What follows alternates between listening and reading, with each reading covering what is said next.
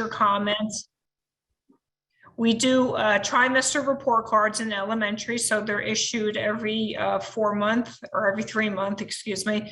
And we also send out notices and put them on the website as to when the publication dates are going to be. So this registration portal here, you will receive a document in the mail and it'll give you all the information necessary. We also have a help desk at Power School that's on the website that you can email if you're having any problems setting up the account, and someone in my department will get right back to you to assist Sue, you. can I just stop you for 1 minute? Because I'm noticing that they're on this slide that you're showing right now, the physical exam performed after July 1st, 2022, which that's an error on there. So if you see that parents' physical exam has to be after July 1st, 2022. Did you want to go to the next slide, Sue, where you're talking about the online registration portal? Yes. Because we do. So Chris, if you could flip to the next slide. Right. So this is where you're also going to create your account once you go to the registration portal. If it's the first time, you will have to create a new account. If you have another child in the district that you did register before in the online portal, you just have to sign in with the same username and password. If you forgot your password, you have to just click on that link there and it will send you an email. It's pretty much an easy process. It leads you through each questions that are required. You will have to answer before you can go any further. And again, if you have any questions, you can just email the registrar at any time. Her email address is on the portal also in the district website. Chris, next slide. And this is just supplemental documents that you can upload if you have anything that you feel may be supplemental to the actual registration process, any custodial paperwork, any additional documentation if the child was classified or has a 504, individual healthcare plans that would be beneficial to our nurses. There's also a section where if the student is an English language learner, you can upload any of that documentation. There's a secure document upload as part of this registration at the end, and that's where your additional supplemental documents will go. Next slide, Chris. And this is just an overview of the proof of residencies that are required when you register, and you will upload them again through our secure document upload. So you should have these available at your time of registration when you go online to create your account and register. Next slide, Chris.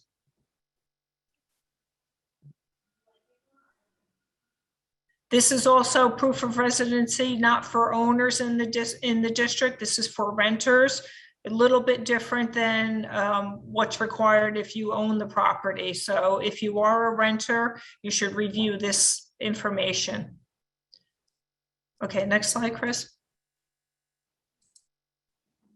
And then if you have any other proof of residency for a living arrangement that's not covered on the slides that we presented or on the district website, feel free to reach out and contact the registrar, and they'll be happy to walk you through anything. Next slide. So the next slide is Versatran, which is our bus system. To receive your bus link, you must know your student number. Your student number is received off of the parent portal when you register for a parent portal account. You will go on to Versatran through the district website, and you'll also create an account there using your student number, and it will give you all your busing information that will be necessary for your first day of school. Next slide, Chris. This is a quick overview of what our parent portal looks like. Our parent portal, again, is where you'll get all of your report cards, attendance information, and as you can see on the left-hand banner, it gives you school bulletins, forms that are available. You can also pay for your lunch balances right through the parent portal. A lot of good information on here, and I strongly, strongly suggest that you create an account as soon as you get the letter from us in the summer. All right, now the next slide goes back to kindergarten, and I'm going to give it back to, I'm assuming, Mrs. Wilson? It's me too. Oh, Mrs. Response. Okay, back to you. Hi, everyone. Okay, so this is a sample of what the kindergarten schedule will look like at your school. We do a lot of cooperative learning. We do centers, and we immerse reading, writing, math, and science and social studies as much as we can. So we do have a small group instruction for intervention, and that is when the students are able to become part of integrated centers. In literacy, we do readers and writers workshop alongside with foundations. We have science, social studies. 30 minutes of lunch will occur each day, and there is recess daily. Also, we have mathematics, of course, and the students will rotate on what is called a 6-day schedule. So you'll hear things like letter day A, B, C. Don't you worry, the teachers will inform you on what letter day it is, but that means that we rotate from PE and health, which they have three times out of the 6, they have PE and health. Then they have Spanish, art, music, and digital learning, which also switches throughout the year. So for example, during Spanish, you might have Spanish at one part of the year, and then you'll have digital learning at another. You will have art at one part of the year, and then music at another. And it just depends on the school. Okay, next slide. So before we go further, I saw a couple of questions in the chat. So I'll just try to tackle them now before we go further. So this slide presentation, for those of you who are trying to take notes, will be posted on the district website. So don't worry about taking notes. You can always go back to this slideshow to reference it. You can submit the registration without the health form from the doctor. We want the most recent physical exam. So all of your other paperwork can be uploaded, and then the health documents can be sent to the school if they're not with, or if they go to registration, then they forward them to the school as well. So I believe I have that correct. Kara, or is that's pretty much the norm, right? Okay. Yeah. So if you're not sure what school your child is zoned to, you register them still. And then when we contact you, they will let you know what school your child would be going to. Because I thought there was a question in that as well. So getting to know our getting your kinders ready. I'm sure that, it's an anxious time for many of you, and most of our students seem to come from some type of preschool. If they are in one of Middletown's preschool programs, you do have to register them again. So act like they're new to Middletown and register them again. Their registrations do not transfer over, so you do need to do that again. We really like to get some baseline information on our incoming kindergarten. So we do a kindergarten screening, and because of COVID, we've been doing that more in September when they return in the fall. So you will get more information as to when that screening will occur. If you don't hear from us, don't worry about it. The state is supposedly coming up with a jumpstart for kindergarten readiness screening. So we were kind of waiting to see where they were going with that. We just think you need to read to your child every day, bedtime story, grocery store signs in the supermarkets. People always say, Cindy, how do you get them ready? The everyday things you do, if you talk about it, you make a habit of literacy being important. They see you reading, there's books around. You point out words, you point out letters, you talk about, books that you read. Same with math. Math is all around us. We don't, wait till math lesson to learn math. Kids are counting, they're noticing patterns in their environment, shapes, colors, sizes, setting the table, one-to-one correspondence. There's just so many things we do in the day that can be infused to natural learning, and kids learn best in their natural environment. So it really is best to capitalize on those quiet times in the car when they're talking to you about what they notice or how many white cars they see. So all those opportunities for learning are in the natural environment. We really think it's important that students learn their phone numbers. And in this day and age, so many of my elementary age students do not know their parents' cell phone numbers because it's become so automatic. So when I come upon a student that does not know their cell phone number, I make it their homework that night to learn that cell phone number. It's very important. Well, other critical skill that we really need to help and foster is that self-help and independence skills. They're in a class now with 20 plus students, and hand washing, toileting, coats on and off, zipping, opening their snack, how to open a juice box. So all of those little skills that take time and help develop fine motor skills, we really like them to be as independent as they can. We support a very consistent daily routine in our kindergarten schedules. Kids depend on consistency, and it kind of empowers them to know what's coming. So we always just as consistent as a routine that you can establish at home once they start school. Whether their bedtime routines, their bath routines, their dinner routines. It's just really important to have some kind of routine in place. And I know this has gone by the wayside, but eat dinner together, talk about the day, talk about their experiences. What did you learn new today? Did you meet a new friend?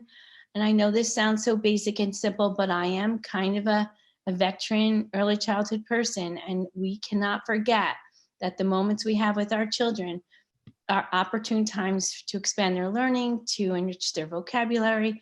So all of those opportunities, telling stories, labeling items, exploring sounds, rhyme, rhythms, repetition, these are all skills to develop phonemic awareness. So there's so many things we can do on a daily basis to get our students ready. Playing games promotes winning, losing, turn taking, especially in we're critical on social emotional learning. We want our kids to be able to lose successfully or learn how to play a game. And, we do that in our kindergarten classrooms, but, they're quite rigorous. It's not like how kindergarten used to be. So, but they do have the opportunity to play every day in school, and we think that's critical. Play every day at home and really limit screen time. We've become such a virtual society, and it really is important to shut them down from that.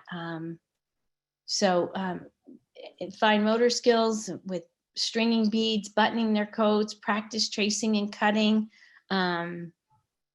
markers, anything you can do to develop the whole child is what we need for them to be ready for kindergarten. So enjoy them because it goes very fast. Our next slide, Chris.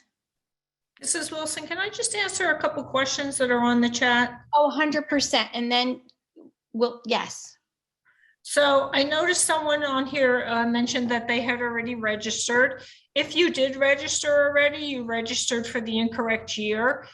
You registered in the 21-22 year because the link is not open yet for 22-23. So yes, you will have to register again, unfortunately. Our registrar will probably discard that record, but would reach out to you and tell you that once they notice it.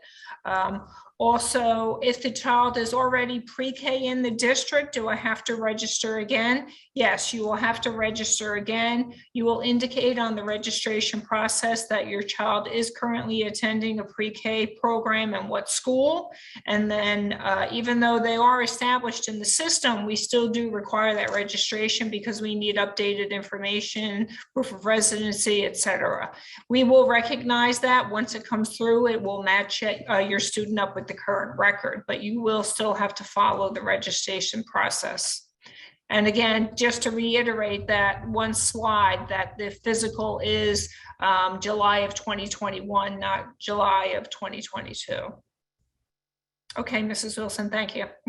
Oh, I just would like to introduce Michelle Tiedemann, Dr. Tiedemann. She is our Director of Special Education Services, and she is going to speak to you a little bit about, her role in the district and child study team.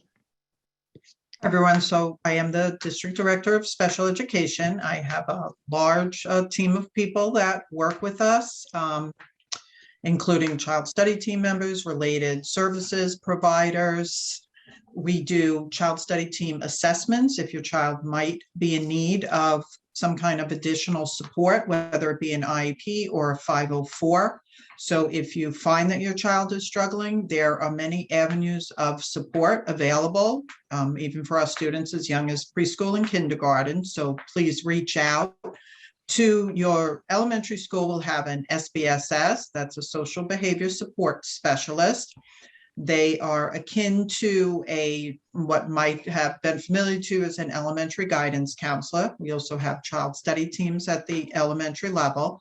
So at any point, if you feel your child is struggling, there are general education interventions to support even our younger learners. And for those who might be in need of special services, we have a full continuum of services to support our students. So your first point of contact in your buildings will be your SBSS or your case manager if your child is coming into kindergarten with an IEP. So please don't hesitate to reach out.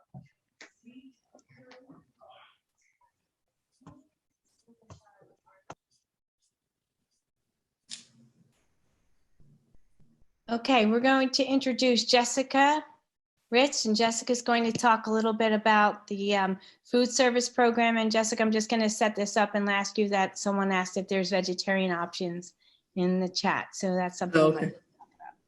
Got it. Okay. Hi, everyone. So I'm the general manager with Whitson's Culinary Group, and we run the food service program in all of our schools in Middletown. So breakfast and lunch is served at all 11 elementary schools. As Mrs. Wilson mentioned earlier, this school year, all meals are free. We don't know if the USDA is continuing that next year, but communication will go out about that, if it's going to be free or if it would be on a paid, free, and reduced scale for the next school year. If it is, and some meals have to be paid for, then you would just upload. We have a website and you can put money on that. Your children come through the lunch line the same way. They would just have to stop at a register at the end, which is how we always did things. This year, it being free for everyone was something new because of COVID and the pandemic. So, stay tuned on that. We'll keep everybody posted. But as far as the daily lunch options, there's always one daily hot special. There's a weekly cold special. And then in addition to that, we have other daily cold options like a bagel, cereal, or muffin lunch. And then we always have fresh fruit, vegetables, hot and cold for the kids to pick from. So they come through the line, they're able to select the different items that they want, and our staff is there just making sure they have a complete meal, which includes a fruit or vegetable on their tray. As far as vegetarian options, you can see that throughout the month, there are different vegetarian options that we do have. And every day with the cold specials, that's always something that is meat-free. Even when we do an item like a pasta with meatballs, the kids don't have to take the meatballs. So there are things like that. And all the food we serve is peanut and tree nut free. So for allergies, for nuts, we do offer that. We always post our menus for the month on the food service section of the Middletown website. And the menus are interactive. So when you go to them, if you click on it, you can look at the nutrition information, carb counts, allergy information. If they have certain allergies to milk or eggs, you can select that on the menu, and then it'll cross out items that contain that allergen. So it is a really helpful website if your child does have an allergy or if you need specific nutrition information.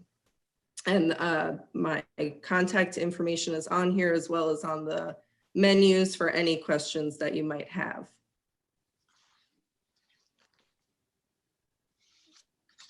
And that's it for us. The next slide, Chris, actually shows, this is My School Bucks. So that is where if you do have to put money on your student's account, it's very easy to use. You can also the kids can come in with cash if we go back to paying for meals, or a check that can be put on their account. But having money on the account just always makes the lines go faster. Thank you, Jessica, for presenting. Next up, we have our school nurses. Chris, you can change the slide. There we go. Hi, everybody. I'm Kara. I work at Thorne Middle School. And I'm Kathy Callahan, and I work at Middletown High School South. Next slide, Chris. So some of the things we were talking about earlier to register, everybody had a lot of questions about the physical. It has to be completed after July of 2021. So it's good for 1 year. So don't panic. You have plenty of time to get the physical. We also need a copy of your students' immunizations. And we have a growth and development form that you will be given during registration, and a consent to be screened visually by the Lions. The Lions come in and help us with our screenings. They have special cameras that check vision, so children who cannot read yet can also be evaluated. Kathy, did you want to say anything? Next slide. I think talks more about that. So one of the things that you will have the opportunity to do is to let us know if your child has any certain medications that they need to have. Medications can be administered in school when necessary. We do ask that any medication that can be administered before or after school, that would probably be best. But we do have children that have medication that is required. Medication should come to school with paperwork that will be available to you, filled out by the doctor. Children should not bring the medication in. You'll have opportunity to bring it to us before school starts, reaching out to your individual nurse if there's something you need. There are certain over-the-counter medications that are available in school. They're listed on number 3 there. It is just those 3: acetaminophen, ibuprofen, Benadryl, or Tums, with parent consent. There's still a form you need to consent to. But other than that, if there's a medication a child needs, even if it's not a prescription medication, but let's say they take something like Lactaid for a milk intolerance, we would need a doctor's order for that. You need to notify your school nurse and provide that medication so they could have it available for them.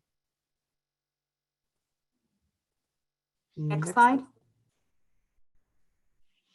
Sick day guidelines have been a lot of fun this year, as you can imagine, and are changing quite frequently. And parents are being updated regularly on what we're doing. But these are regular old sick day guidelines, not related to any sort of COVID variant. We'd like you to keep your child home if they have a fever, an undiagnosed rash, vomiting or diarrhea, pink eye, runny eyes, or anything that would prevent them from participating in school. If they were very, very tired, or they had nasal discharge that they couldn't control or maintain, and a cough. We'd like students not to have diarrhea or vomiting for 24 hours and be free of fever for 24 hours without the use of Tylenol or Advil to make their fever go away. Kath? Correct. And as Kara said, these are the guidelines that we've always adhered to. And this, anything would be additional with COVID, but these are still things that we need to remember, especially in the younger students who it really is important for their performance that they're able to be in school in a healthy manner. So if not, they should stay home. Next slide. So again, this is, something that is, who knows for next year. So this is what we're following correctly right now. Individuals can have exemptions to mask wearing. Anybody over the 2 years of age should wear a mask. If you're younger, no. If there's medical exemptions, medical considerations, again, this can be communicated to your school nurse and something that can be accommodated if needed. Students are taking their masks off and would take their masks off to eat in school, as we've been doing, to participate in aerobic activity, and as in PE class, as in recess, and when they're able to have mask breaks in well-ventilated areas where they can be 6 feet from others. So those are the guidelines we have been following, and if need to, would continue to follow. Stay tuned for that, right? Next slide, please, Chris. Your school nurse likes to have some medical notes from your doctor if they had been diagnosed with strep throat, scarlet fever, or questionable rash, just so we know it's not contagious to other students. If they're going to be excused from PE or sports in the older grades, and if they have some kind of orthopedic disability like a cast brace, a bandage, or crutches. Crutches sometimes need accommodations in some of the buildings as far as elevators or ramps, and they may need assistance. So we would need a doctor's note for that. Okay, next slide. This is what Kara was talking about, some of the screenings. These are the New Jersey State Administrative Code mandated screenings that school nurses perform on school-age children each year.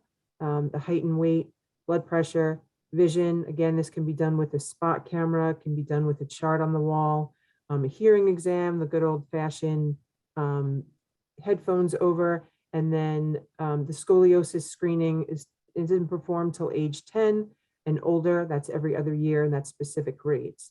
That will be performed routinely throughout their career in Middletown. Next slide. Food allergies. We all know food allergies are life-threatening to some children, and we try to maintain pretty strict guidance on that, especially in the elementary schools where children can't be their own advocate. Our nutrition in school is all nut-free, and the allergens are available on the website. You can look at each month's menu to see if your child's allergy is addressed there. But your best bet is to contact your own school nurse in your own building to find out exactly what can be done for your child. Non-food items can be sent in for birthdays, and any other things can be addressed by your school nurse. If your student needs an EpiPen or Benadryl to be administered, we have food allergy action plans that can be completed. So we have your doctor's orders and exactly what needs to be done for your child. Next slide, please. Yes, and this is an important one for not only the nurses, but for the educators as well, but certainly for us, that any information in Power School is updated, complete, as detailed as possible, in the sense that as many emergency contacts that you can put on there and ones that are readily available. We do get situations where there's an emergency and all the close contacts are in different states. So, and I know even as a parent, sometimes I've just forgotten to update that. So that is something that is very helpful to us, to all the nurses, especially a younger child. It may not even be emergency, but they just need the reassurance of something that happened to be able to speak to a parent or someone that they may need, that attention. So that is a very important thing to, remember. Cell phones change, numbers change, to always keep that information as updated as possible. Yes, and Mrs. Callahan, just jumping in on that, I'm sorry, Mrs. Nolan. That is part of the process now in the registration system. You will be required to upload 3 emergency contacts with full data, emergency information as far as phone numbers, addresses, etc., for them to be able to contact that. Also, after the student is enrolled and active in the district, you can go onto the parent portal at any given time and update your information live. As soon as you hit submit, it will come straight across into the student information system. So there's no need to contact the front office anymore or do anything like that. The only thing you cannot change on the parent portal is parent names and addresses. That must be done through our registration office. And also, just real fast, there's a note on here that actually applies to the nurses. Immunizations should be submitted at the time of registration, even if they are still receiving vaccines. Yes. Please submit everything that is as up to date as possible at the time of registration.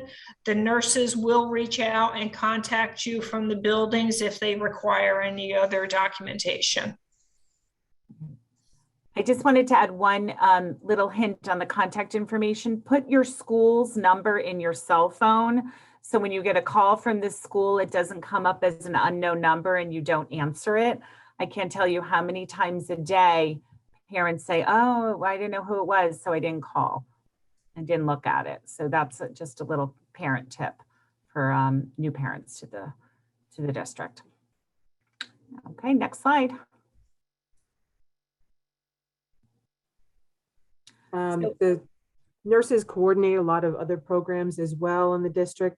There's a backpack program that's available for students for assistance for meals for the weekend, holiday programs, gift giving for families in need, and different outreach with wellness programs at some of the elementary schools, fitness and such, that we're always evolving and changing. Any questions, just you can reach out to Kathy or I or any of the nurses in the district. We're good.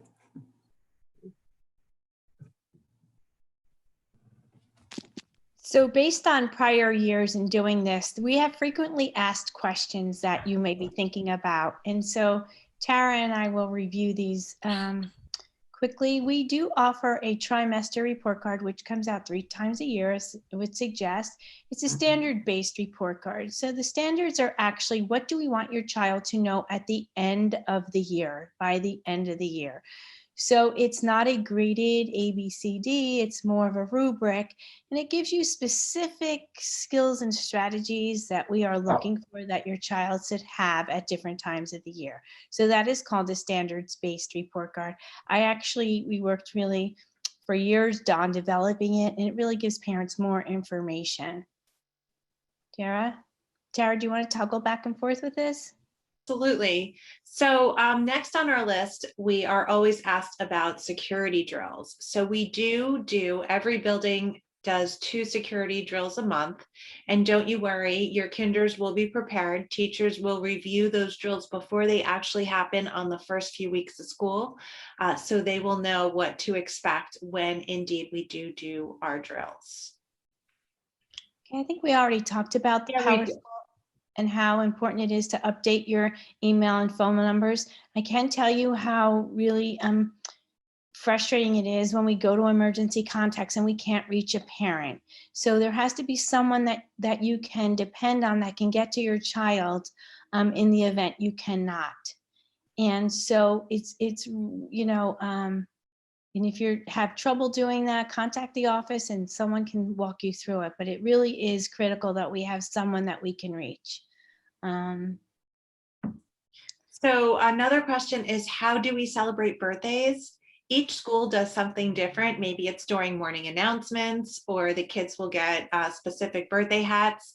But for consistency, there are no food items served during birthdays. And that's really important to remember, because there's nothing worse than someone showing up with cupcakes. And although we'd love to celebrate birthdays, we find other ways we really cannot distribute food throughout the day. To celebrate birthdays.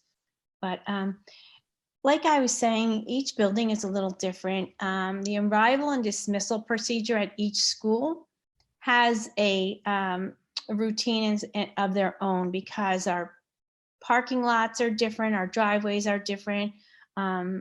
So you will learn what that looks like at your building. And when we are able to have the orientation, which will probably be in the early fall, right prior to school starting, that will be something they would talk about with families, like the drop off and pickup procedures. And really important, if someone else is picking up your child that day, if there's an alternate way they'd be going home, a note needs to go to the office so that the teacher and the office staff knows the change in dismissal procedure for that day. So that's an important question to know. And please know that lunch is 30 minutes each day, and that does not include recess. Recess is something that is extra that happens during the school day, where the kinders get to go outside for at least 25 to 30 minutes a day. They will also have a daily snack break during the day as well. And like Ms. Wilson said, K orientations, they're usually set up at late August or early September. Stay tuned. We will definitely let you know when that will happen. And your schools, your home schools will also reach out to you.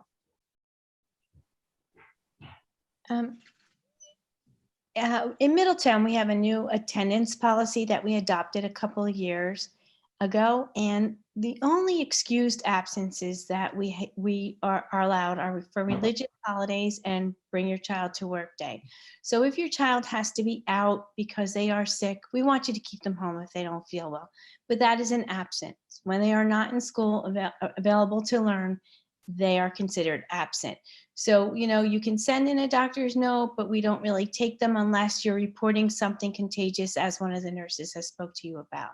So I want to tell you that now because parents seem to wrangle with that. Well, they were sick, they were at the doctor, yes, but they were not in attendance, so they are absent. But just because we do send out attendance letters, and parents get a little, freaked when there's too many days out, but we really do have to monitor those who are chronic offenders and take advantage of the attendance issue and miss multiple or many days of school. So just wanted to give you a heads up about that. And again, this will be posted. This presentation will be on the district website. We gave you a lot of information tonight. Everything is on the district website. You just have to kind of navigate it, take your time and navigate it, but this presentation will be on the district website. I'm just going to check the minute, Tara, for any of the chats we might have. Absolutely. I think we might have addressed everything on the chats. What about, there was a COVID related question, but again, attendance is based on when your child is in the building. So there is really no excused absences except religious holidays and bring your child to work day. I see a question about max size of class. So the max class size is 25, right, Cindy? That's our. Yes. Mm-hmm. Let's see, there's also a Q&A. Dr. Tiedemann, there's a question on there for you too about Yes. child being evaluated. How do they go about that? I did see one question asking about speech and one about child study team. So if you feel that your child may be in need of special services in kindergarten, whether that be speech only, or you think they may need child study team services, please send in a referral letter. You can send it directly to your school and they will forward it on to my office, or you can send it to the Office of Student Services. If you feel that your child is in need of services now, don't hesitate to send in a letter, and then you would be invited to meet with the preschool child study team. If you are looking more towards kindergarten, because I did see a question about speech, you may want to send that in somewhere around mid-April. Send it in either to your school or to my office. I also saw another question about paraprofessionals. So in our general ed kindergarten, there's not typically a paraprofessional, though there may be some classes depending on the needs of the students and the circumstances, whether or not a child has any kind of service plan, whether it be an IEP or a 504 that might require paraprofessional services.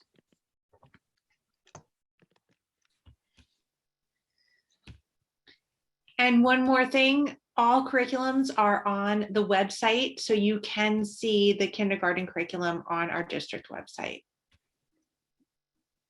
So there is no penalty for being absent for COVID related. Again, we really do understand that this COVID presented grander issues that we never thought we'd deal with in public schools, but we really do monitor attendance we understand that COVID impacts your attendance.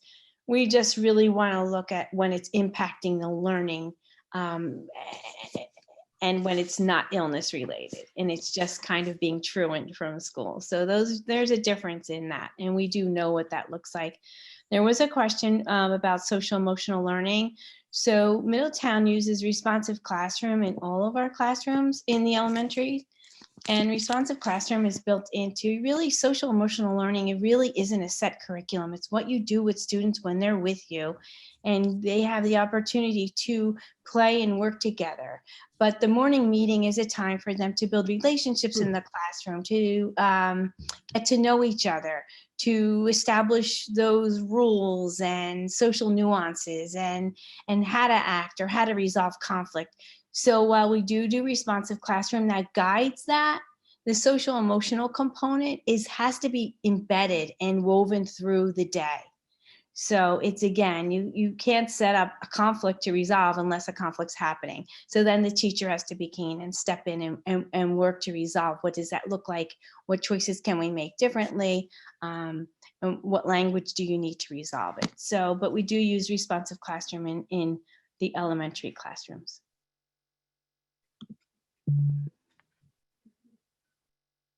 No, a child does not need to know how to read. They are going to read when they get to kindergarten. They were going to learn their letters and their sounds, and some will be reading by the end of kindergarten. Some may not be reading by the end of kindergarten. But we really do differentiate. We really do look to identify where your child is at and where they need to go next. It's not a race. It's a journey. We really need to foster where their strengths are and develop those strengths and kind of take them where they are and where do they need to be next.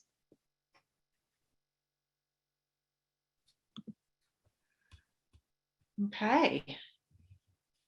Mrs. Responti, can I just respond to a question on here? Absolutely. A parent is asking if they have to send their student's passport away, excuse me, their student's birth certificate away for passport purposes. My suggestion would be that you take the picture prior to sending it away and have it available for the time of registration, since you will only be uploading a picture of the document at that time when you're doing the registration process. So I would do that beforehand, and then you don't have to worry about getting it back in time. There was a question on here, and I will address it. It was about having a late fall birthday, or September 25th birthday. Our cutoff is October 1st. We really like our students to begin school. However, we really do not like to retain, but if a parent is questioning and a preschool is suggesting whether your child may or may not be ready for kindergarten, it's best to have that conversation with them before they start school. Typically, people will know, like teachers will know in the preschool, what that struggle looks like. If it's young behaviors and developmentally not ready. And so it's harder to hold them back once they start, but that's a decision that parents can make prior to that starting.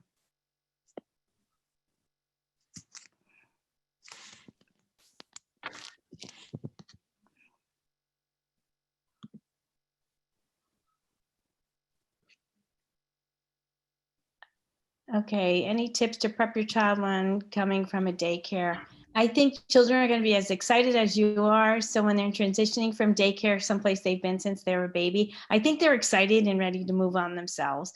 So lots of times our feelings and emotions about how the next step in their life is going to be kind of impacts how they're going to react to it. So I wouldn't, I would just guide the conversation when they ask questions. Oh, here's your school. This is going to be the playground you're going to be at. You're going to meet new friends. So really, it's just, I think they feel our vibe and they trust us and they think it's a safe place that you're sending me. I'm going to like it. And of course, many have, some have transition issues and we can't anticipate who's going to, but our teachers are really good and our building administrators at supporting children through as they transition. So it was a good question. I just saw a question in the chat about standardized tests. Standardized tests do not start until grade 3. So no, our kinders are not tested through standardized testing.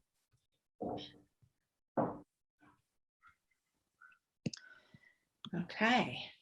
Listen, thank you for joining us tonight, and thank you, panelists. It's always so different doing this virtually than meeting at, high school north in the big auditorium, and you can really put faces to us. But if you have any questions, specific to your school, you can reach out to the elementary school via email is the best. We do have many ways of communicating with parents. I know as a building principal, I have a Remind, and most of my admin team have Remind app, which is just a text app. So you will get to know the nuances of your school once you get there. But we really do want to thank you all for joining us tonight. And again, reach out to your building via email or a phone call if you have any questions. So thank you. Thank you, panelists. Thanks, everybody.